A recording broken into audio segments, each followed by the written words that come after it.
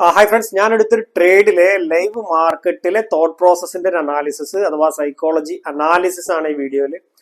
അപ്പോൾ അവിടെ എങ്ങനെയാണ് ഓരോ മൊമെന്റിലും നമ്മൾ ലാഭ നഷ്ടങ്ങളിലൂടെ കടന്നു പോകുമ്പോൾ മെയിൻറ്റെയിൻ ചെയ്യുന്ന ഡിസിപ്ലിൻ മെയിൻറ്റെയിൻ ചെയ്യുന്നത് എങ്ങനെയാണ് നമ്മുടെ തോട്ട്സിനെ കൊണ്ടുപോകുന്നത്, ഡിസിപ്ലിനിൽ നിൽക്കാൻ വേണ്ടിയിട്ട് എന്തൊക്കെ കാര്യങ്ങളാണ് നമ്മൾ ബോധപൂർവം ചിന്തിക്കുന്നത്, എന്തൊക്കെ നോളജുകളാണ് മനസ്സിലേക്ക് കൊണ്ടുവരുന്നത്, ഇതൊക്കെ വീഡിയോയിൽ നിങ്ങൾക്ക് മനസ്സിലാക്കാൻ പറ്റും.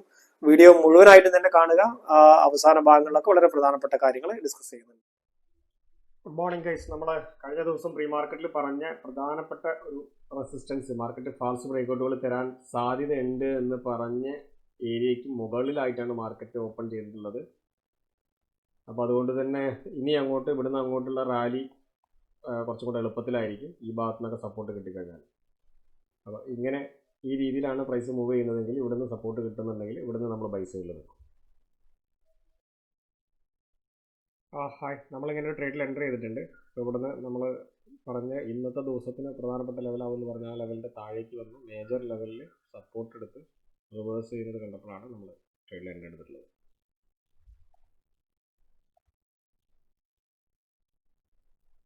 ഓക്കെ, റൺ ചെയ്തുകൊണ്ടിരിക്കുന്നു.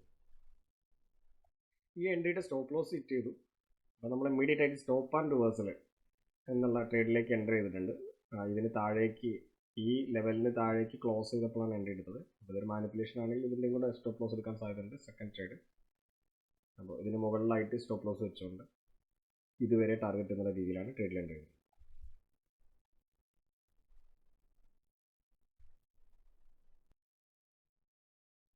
ഹായ് ഫ്രണ്ട്സ്, രണ്ട് ട്രേഡുകൾ എടുത്തു. രണ്ട് ട്രേഡും ഇവിടെ നിന്നാണ് നമ്മൾ രണ്ടാമത്തെ ട്രേഡ് കൃത്യമായിട്ട് എടുത്തത്.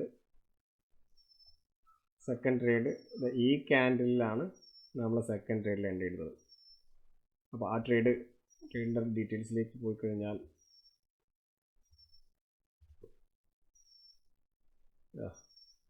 സെക്കൻഡ് ട്രേഡ്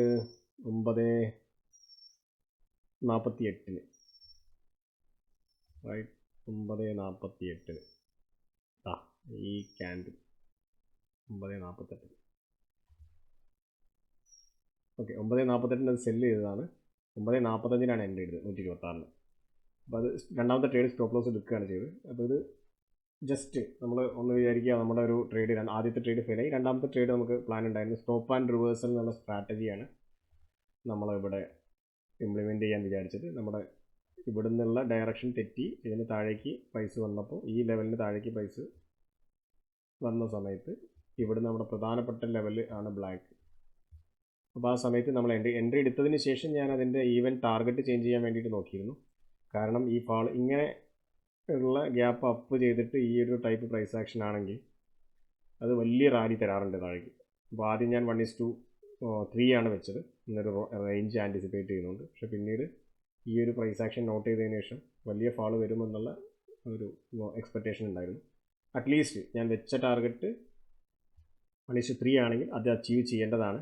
പക്ഷേ ചെറിയൊരു സ്പൈക്കിൽ അത് സ്റ്റോപ്പ് ലോസ് എടുക്കുകയാണ് ചെയ്തത്. എൻട്രി ഒരു കുറച്ച് ഏർലി ആയിപ്പോയി. ഒരു ചെറിയൊരു റീടെസ്റ്റിന് വേണ്ടി വെയിറ്റ് ചെയ്തിട്ട് ഇവിടെ നോക്കുകയാണെങ്കിൽ കറക്റ്റ് ആകുമായിരുന്നു.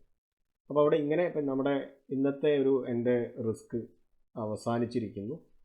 അപ്പോൾ നമ്മൾ ഇത്തരത്തിൽ ഇപ്പോൾ ഒരു ലോസ് ബുക്ക് ചെയ്യുന്ന സമയത്ത് നമ്മളതിനെ ഹാൻഡിൽ ചെയ്യാൻ ശ്രമിക്കേണ്ടത്, ഇതിൽ നമ്മൾ വലിയ പാനിക്കായിട്ടോ നിരാശപ്പെട്ടിട്ടോ ഒന്നും കാര്യമില്ല. എന്നിപ്പോൾ എൻ്റെ ഇവിടെ നിന്നുള്ള വ്യൂ ശരിയാവാനാണ് സാധ്യത കൂടുതൽ. ഇത് ഇവിടുന്ന് വീണ്ടും ഫാൾ കുറവുന്നുണ്ട്. ഞാൻ പ്രതീക്ഷ പോലെ വലിയ ഫാൾ താഴേക്ക് വരാനുള്ള സാധ്യതയുണ്ട്.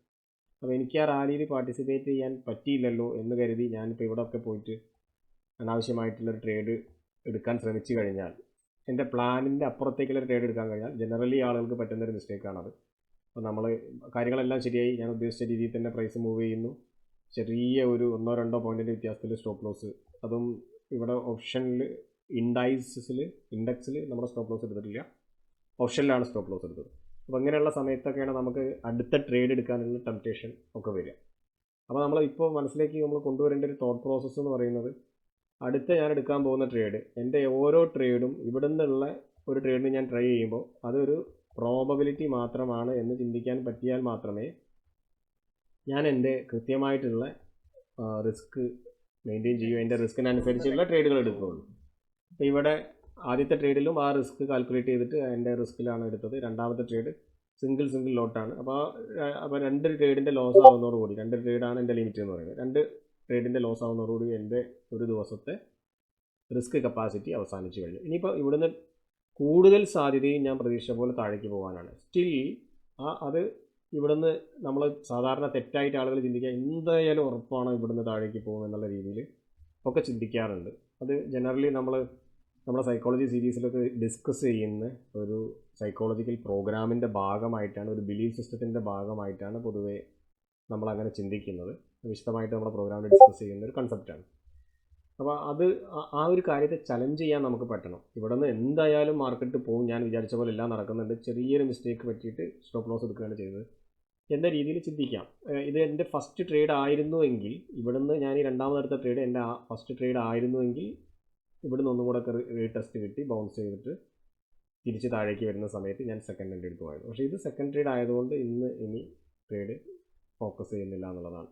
അപ്പോൾ അങ്ങനെ മാറി നിൽക്കാനുള്ളൊരു എബിലിറ്റിയാണ് നമ്മൾ സൈക്കോളജി ബിൽഡ് ചെയ്യുക എന്ന് പറയുമ്പോൾ ബിൽഡ് ചെയ്ത് കൊണ്ടുവരേണ്ടത്.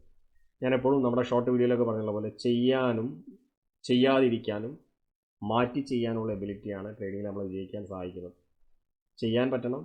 വളരെ ക്വിക്കായിട്ട് ഇടുന്ന സ്റ്റോപ്പ് ആൻഡ് റിവേഴ്സിൽ ചെയ്തു, അത് ഒരു പ്ലാൻ്റെ ഭാഗമായിട്ട് മേജർ ലെവലായതുകൊണ്ട് അത് കഴിഞ്ഞു. ഇനി അതിന് ശേഷം അങ്ങോട്ട് വരാനുള്ള സാധ്യത ഉണ്ട് എന്ന് പറയുമ്പോഴും, ഒരു 80% സാധ്യത ഉണ്ട് എന്ന് പറയുമ്പോഴും സ്റ്റിൽ ഓരോ ട്രേഡും ഒരു പ്രോബബിലിറ്റി മാത്രമാണ്. ആ 80% എന്നുള്ളത് എൻ്റെ മനസ്സ് പറയുന്ന ഇപ്പോഴത്തെ പ്രൈസ് എൻ്റെ മുന്നിൽ കാണിക്കുന്ന കാര്യങ്ങൾ മാത്രമാണ്. അപ്പോൾ ഇതിങ്ങനെ റിവേഴ്സ് ചെയ്യാനുള്ള സാധ്യതയൊന്നും നമുക്ക് തള്ളിക്കളയാൻ പറ്റില്ല. അങ്ങനെ വന്നാൽ അതിൻ്റെ റിസ്കിനപ്പുറത്തേക്ക് പോകുമെന്നുള്ള തിരിച്ചറിവും അവെയർനെസ്സുമാണ് നമ്മളെ അടുത്ത ട്രേഡിൽ നിന്ന് മാറി നിൽക്കാൻ വേണ്ടിയിട്ട് പ്രേരിപ്പിക്കുന്നത്. ഇന്ന് മാർക്കറ്റ് 400 പോയിൻ്റ് താഴേക്ക് പോയാലും ഐ ഡോണ്ട് ബോദർ. കാരണം മാർക്കറ്റ് ഇന്നും നാളെയൊന്നും അവസാനിക്കുന്നില്ല. വരും ദിവസങ്ങളിൽ മാർക്കറ്റ് ഇനിയും ഉണ്ടാവും, അപ്പോൾ അവസരങ്ങൾ ഇനിയും വരും. റൈറ്റ്? അപ്പോൾ ഇതിപ്പോൾ നമ്മൾ ഏർലി മോർണിംഗ് ഒക്കെയാണ് ഒരു മാർക്കറ്റ് ക്ലോസ് ചെയ്യാൻ സമയത്ത് ഞാൻ വേറെ ട്രേഡൊന്നും എടുത്തിട്ടില്ല എന്നുള്ളത് നിങ്ങൾ കൃത്യമായ എൻ്റെ ഡിസിപ്ലിൻ പാലിച്ച് വേറെ ട്രേഡ് എടുത്തിട്ടില്ല എന്നുള്ളത് കാണിക്കാൻ വേണ്ടിയിട്ട് ഞാൻ ഇവിടുത്തെ ഈ 2 ട്രേഡുകൾ, ഇതാണ് ട്രേഡ് 1 ബൈ, ട്രേഡ് 2 ബൈ, ഈ 2 ട്രേഡുകൾ മാത്രമേ എടുത്തിട്ടുള്ളൂ എന്ന് കാണിക്കാൻ വേണ്ടി ഒന്നും കൂടെ ഇതിൻ്റെ ഈ ഭാഗം ആ സമയത്ത് ഒന്ന് സ്ക്രീൻഷോട്ട് എടുത്തതിന് ശേഷം കാണിച്ചതിന് ശേഷം നമുക്ക് വേണ്ടത്.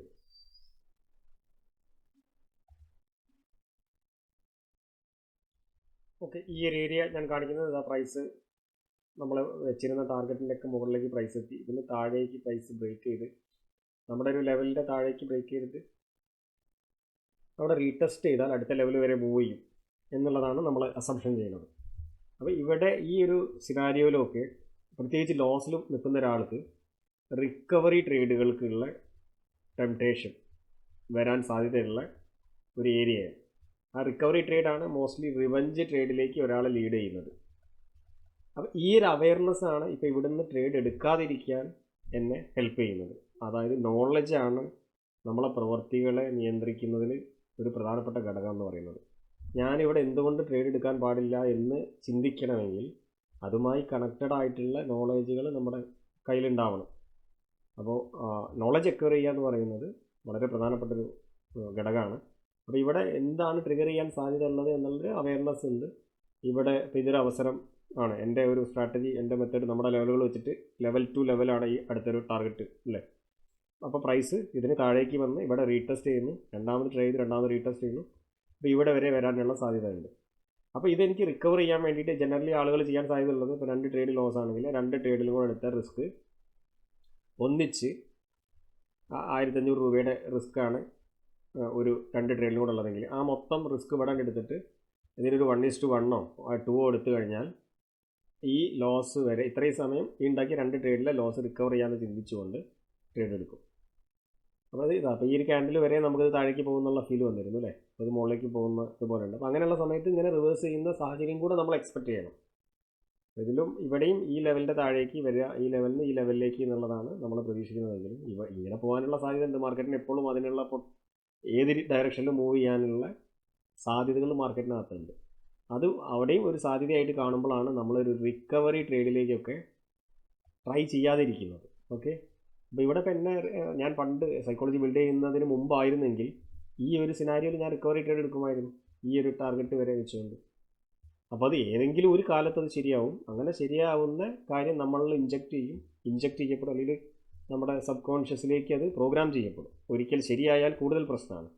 അപ്പോൾ പിന്നെയും പലതവണ നമ്മളത് റിപ്പീറ്റ് ചെയ്യാൻ ശ്രമിക്കും. അപ്പോൾ ഒരിക്കൽ ശരിയാവും, 10 തവണ ചെയ്യുമ്പോൾ 2 തവണ ശരിയാവും, 8 തവണ അത് പരാജയപ്പെടും. ആ 8 തവണത്തെ പരാജയപ്പെടലിൽ നമ്മുടെ ക്യാപിറ്റലിൻ്റെ മേജർ പങ്കും ഇല്ലാതാവുന്നത് നമ്മൾ കാണേണ്ടി വരും. അപ്പോൾ ഇവിടെയും ഞാൻ ഒരു ട്രേഡ് എടുക്കാതെ എങ്ങനെ അതിൽ ഡിസിപ്ലിൻ കാണിക്കുന്നു എന്നുള്ളത് കാണിക്കാൻ വേണ്ടിയിട്ടാണ് ഈ ഒരു ഭാഗം ഒന്ന് റെക്കോർഡ് ചെയ്തത്. മാർക്കറ്റ് ഇപ്പോൾ എത്തി നിൽക്കുന്ന കണ്ടീഷൻ ഇതാണ്. 1 മണിയോടെ അടുക്കുന്നു. അപ്പോൾ ഇവിടെ ഈ വളരെ വോളറ്റൈലായിട്ടാണ് മാർക്കറ്റ് പോയതിരുന്നത്. ഇവിടുന്ന് വന്ന് കുറച്ച് സമയം കൺസോളിഡേറ്റ് ചെയ്ത് അത്ര തന്നെ 300 പോയിന്റിൻ്റെ റാലി താഴേക്കും 300 പോയിന്റിൻ്റെ റാലി മുകളിലേക്കുമാണ്. പിന്നെ ഈ പ്രധാനപ്പെട്ട ലെവലിന് താഴെ വന്ന് ഇതിന് മുകളിലേക്ക് വീണ്ടും പ്രൈസ് കയറിയപ്പോൾ ആക്ച്വലി ഇവിടുന്ന് നമ്മുടെ സെറ്റപ്പ് പ്രകാരം എൻട്രി ഉണ്ട്. അപ്പോൾ അവിടെ നമ്മുടെ സെറ്റപ്പിനേക്കാൾ പ്രാധാന്യം നമ്മുടെ തീരുമാനങ്ങൾക്കും നമ്മുടെ ഡിസിഷനും അതുപോലെ തന്നെ നമ്മുടെ റൂൾസും. നമ്മുടെ ഡിസിഷൻ എന്ന് പറയുന്നത് നമ്മുടെ റൂളാണല്ലേ. നമ്മുടെ റൂള് എന്ന് പറയുന്നത് 2 ട്രേഡ് ലോസ് ആണെങ്കിൽ പിന്നീട് ട്രേഡ് ഇല്ല എന്നുള്ളതാണ് എൻ്റെ റൂൾ എന്ന് പറയുന്നത്.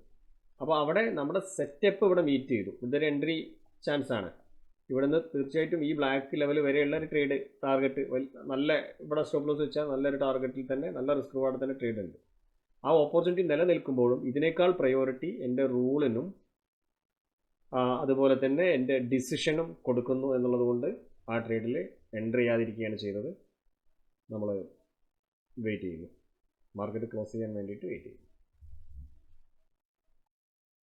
സമയം 3 മണിയോട് അടുത്ത് നിൽക്കുമ്പോൾ ഇതാണ് കണ്ടീഷൻ. നമ്മളുടെ പ്രധാനപ്പെട്ട ലെവലിൽ മാർക്കറ്റ് സപ്പോർട്ട് എടുക്കുന്നു. ഇത്രയും അധികം താഴേക്ക് വന്നിട്ടുണ്ട്. 400 പോയിന്റോളം താഴേക്ക് വന്നിട്ടുണ്ട് എന്നുള്ളതാണ് മനസ്സിലാക്കാൻ പറ്റുന്നത്. നമ്മൾ ഇവിടെ നിന്ന് നോക്കിക്കഴിഞ്ഞാൽ 400 പോയിന്റിൻ്റെ റാലിയാണ് മാർക്കറ്റ് തന്നത്. വളരെ വോളറ്റൈലായിരുന്നു മാർക്കറ്റ്. ഈ റാലിയൊക്കെ അതിൻ്റെ ഓപ്പോസിറ്റ് ഡയറക്ഷനിലേക്കുള്ള റാലി കാണാം. അപ്പോൾ ഇവിടെ നമ്മൾ പ്ലാൻ ചെയ്ത രീതിയിൽ തന്നെ പിന്നീട് വന്ന് മറ്റ് ടെംപ്ടേഷനുകളിലൊന്നും നമ്മൾ ട്രേഡ് എടുത്തില്ല. ആ 2 ട്രേഡിൽ തന്നെ നമ്മൾ റെസ്ട്രിക്റ്റ് ചെയ്തു. നമുക്ക് ഇതാണ് ആദ്യത്തെ ട്രേഡ് 9:41 അതിൻ്റെ സെല്ലാണത്. പിന്നെ അടുത്ത ട്രേഡ് ഇവിടെ 9:45 സ്റ്റോപ്പ് ആൻഡ് റിവേഴ്സലായതുകൊണ്ട് ഇമ്മീഡിയറ്റ് ആണ്. അതിൻ്റെ സ്റ്റോപ്പ് ലോസ് ഇമ്മീഡിയറ്റ് ആയിട്ട് അടിച്ചു. ബാക്കി ക്യാൻസൽഡ് എന്നൊക്കെ കാണുന്നത് നമ്മളത് ബ്രാക്കറ്റ് ഓർഡർ ആയതുകൊണ്ട് സ്റ്റോപ്പ് ലോസ് ഹിറ്റ് ചെയ്താൽ ടാർഗറ്റ് ഓട്ടോമാറ്റിക് ഒഴിവാകും. പിന്നെ BPCL എന്നുള്ള ഒരു സ്റ്റോക്കിൽ ട്രേഡ് നമ്മൾ ഇന്നലെ എടുത്തതാണ്. നമ്മളുടെ ഗ്രൂപ്പിൽ ഷെയർ ചെയ്ത ട്രേഡാണ്. അപ്പോൾ ഇതിനെ പറ്റിയിട്ട് അറിയാത്തവർക്ക് നമ്മൾ എടുക്കുന്ന സ്വിംഗ് ട്രേഡുകളുടെയൊക്കെ ഒരു ഷെയർ ചെയ്യുന്നൊരു ഗ്രൂപ്പുണ്ട്. സ്വിംഗ് അതേപോലെ പൊസിഷണൽ ട്രേഡുകൾ, BTST ട്രേഡുകളൊക്കെ. അപ്പോൾ ഇത് കഴിഞ്ഞ ദിവസം നമ്മൾ സ്വിംഗ് ട്രേഡ് ആയിട്ട് ഇവിടെ ഷെയർ ചെയ്ത ട്രേഡാണ് BPCL. അതായത് BPCL ഇവിടെ BPC നമ്മൾ കഴിഞ്ഞ ദിവസം എൻട്രി എടുത്തു. അതിൽ ഇത്രയും നമ്മൾ 50% കൂടുതൽ ആൾറെഡി സ്വിംഗ് ട്രേഡാണ് ഇന്നത്തെ ദിവസം തന്നെ അച്ചീവ് ചെയ്തിട്ടുണ്ട്. അപ്പോൾ അതൊന്ന് അവിടെ ആവറേജ് ചെയ്യാൻ ഇത് 5 ഇയേഴ്സിലാണ് ഞാൻ ട്രേഡ് എടുക്കുന്നത്. അപ്പോൾ അത് ഫ്ലാറ്റ് ട്രേഡിൽ കുറച്ച് ക്വാണ്ടിറ്റി കൂടെ എടുത്തിട്ട് ഒന്ന് ആവറേജ് ചെയ്തതായിരുന്നു ഇന്ന് മോർണിംഗിൽ. ഇതാണ് അവിടെ കണ്ടത്. അപ്പോൾ നമ്മൾ ഇന്നത്തെ അപ്പോൾ ഇതിൽ താല്പര്യമുള്ളവർക്ക് യൂട്യൂബിൽ ജോയിൻ എന്നുള്ള വീഡിയോയുടെ താഴെയുള്ള ജോയിൻ ബട്ടണിൽ ക്ലിക്ക് ചെയ്തുകൊണ്ട് നിങ്ങൾക്ക് മെമ്പർഷിപ്പ് എടുക്കാം. അപ്പോൾ ഇത്തരം ട്രേഡുകൾ ഫോളോ ചെയ്യാൻ പറ്റും. നമ്മൾ കഴിഞ്ഞ വർഷം 48% റിട്ടേൺ ഓൺ ഇൻവെസ്റ്റ്മെൻറ്റ് ഉണ്ടാക്കിയിട്ടുണ്ട്. ഇനി പ്രധാനപ്പെട്ട ടേക്ക് അവേകൾ പറഞ്ഞാൽ നമ്മൾ പ്രതീക്ഷിക്കാത്ത രീതിയിൽ മാർക്കറ്റ് സഞ്ചരിക്കുന്ന ദിവസങ്ങളുണ്ട്. നമ്മൾ പ്രതീക്ഷിച്ച രീതിയിൽ സഞ്ചരിച്ചിട്ടും നമ്മൾ പ്രോഫിറ്റ് ബുക്ക് ചെയ്യാൻ പറ്റാത്ത ദിവസങ്ങളുണ്ടാവും. നമ്മൾ പ്രതീക്ഷിച്ച രീതിയിൽ സഞ്ചരിക്കുമ്പോഴും ട്രേഡ് എടുക്കാൻ പറ്റാത്ത ദിവസങ്ങളുണ്ടാവാം അല്ലേ. നമ്മൾ ട്രേഡ് എടുത്തിട്ടും സ്റ്റോപ്പ് ലോസ് അടിച്ചിട്ട് നമ്മൾ ഉദ്ദേശിച്ച ഡയറക്ഷനിലും ടാർഗറ്റിലും ഒക്കെ എത്തുന്ന മൊമെൻറ്റുകൾ ഉണ്ടാവും. ഇവിടെയൊക്കെ നമ്മൾ വളരെ ന്യൂട്രലായിട്ട് ഉള്ള ഒരു മൈൻഡ് സെറ്റോട് കൂടി ഇരിക്കുക എന്നുള്ളതാണ് നമ്മൾ പ്രാക്ടീസ് ചെയ്യേണ്ടത്. നമുക്ക് മാർക്കറ്റിനെ പ്രെഡിക്റ്റ് ചെയ്യാൻ പറ്റില്ല എന്നുള്ളതാണ്. വി കാൺ പ്രെഡിക്റ്റ് മാർക്കറ്റ്. ആ ഒരു ഹംബിൾ ആയിട്ടുള്ള ആറ്റിറ്റ്യൂഡാണ് നമുക്ക് ഉണ്ടാവേണ്ടത്. എനിക്കറിയില്ല മാർക്കറ്റ് എങ്ങോട്ടാ നീങ്ങുക എന്നുള്ളത്. ഞാൻ ചില പ്രോബബിലിറ്റികൾ പറയുകയാണ്. ഇവിടെ നിന്ന് ഇങ്ങോട്ട് ഇതിന് താഴേക്ക് വന്നാൽ ഇവിടെ നിന്ന് ഇവിടെ വരെ വരാം, അതിന് സാധ്യതയാണ്, 100% അല്ല. ഇതൊരു 65-70% വർക്ക് ചെയ്യുന്ന ഒരു പ്രോബബിലിറ്റി, അല്ലെങ്കിൽ ഒരു 70-75% വർക്ക് ചെയ്യുന്ന ഒരു സാധ്യത മാത്രമാണ്. അപ്പോൾ ഇതൊരു സാധ്യതയാണെന്ന് അറിയുമ്പോഴാണ് നമുക്ക് അതിനനുസരിച്ച് പ്ലാൻ ചെയ്യാൻ പറ്റുക. അവിടെ നമ്മുടെ ലോസിൻ്റെ ലിമിറ്റിൽ നമുക്ക് നിർത്താൻ പറ്റുക. ഒരു ദിവസം കൊണ്ട് മാർക്കറ്റ് അവസാനിക്കുന്നില്ല എന്നുള്ള തോട്ട് ആണ്. അപ്പോൾ അവിടെ ലോസിൽ നിൽക്കുന്ന സമയത്ത് നമുക്കതൊരു വലിയ കാര്യമായിട്ട് നമ്മളതിനെ മനസ്സിലേക്ക് എടുക്കാത്തത്. ഇന്നത്തെ ഒരു ദിവസത്തെ ലാഭമോ നഷ്ടമോ അല്ല എൻ്റെ ട്രേഡിനെ സ്വാധീനിക്കാൻ പോകുന്ന ഘടകങ്ങൾ. ഈ 2025 ഞാൻ എന്തുണ്ടാക്കുന്നു എന്നുള്ളതാണ്, എത്ര റിട്ടേൺ ഓൺ ഇൻവെസ്റ്റ്മെൻറ്റ് ഉണ്ടാക്കുന്നു എന്നുള്ളതാണ്. കഴിഞ്ഞ വർഷം നമ്മളെ സിംഗ് പ്ലസ് പൊസിഷനിലൊക്കെ നമ്മൾ കാണിച്ചാണ് 48% റിട്ടേൺ ഉള്ളത് അല്ലേ. ഈ വർഷം അവസാനം ഞാൻ ഏത് പൊസിഷനിൽ ഉണ്ടാവും എന്നുള്ളതാണ് ഇവിടെ കാര്യങ്ങൾ തീരുമാനിക്കുന്നത്. ഇന്നത്തെ ഒരു ദിവസത്തെ എൻ്റെ ട്രേഡിലെ റിസൾട്ട് എന്ന് പറയുന്നത് ഒരിക്കലും എൻ്റെ ഒരു അടുത്ത് വരാൻ പോകുന്ന 100 ട്രേഡുമായിട്ട് കമ്പയർ ചെയ്യുമ്പോൾ ഇറ്റ്സ് നത്തിങ് എന്ന് ചിന്തിച്ചിട്ടാണ് നമ്മൾ ഒരു ഡിസിപ്ലിനിലേക്ക് പോകാനൊക്കെ വേണ്ടിയിട്ടുള്ള തോട്ട് പാറ്റേണുകൾ കൊണ്ടുവരുന്നത്. അപ്പോൾ അവിടെ ഞാൻ ഡിസിപ്ലിൻ എന്താണോ പ്ലാൻ ചെയ്ത് എൻ്റെ ഡിസിപ്ലിനിൽ നിന്നു. അപ്പോൾ ഞാൻ ഇന്ന് ലോസ് ആണെന്നുള്ളത് എന്നെ ഒരു തരി പോലും ബാധിക്കുന്നില്ല, മറിച്ച് ഐ ഫീൽ സെൽഫ് എസ്റ്റീം.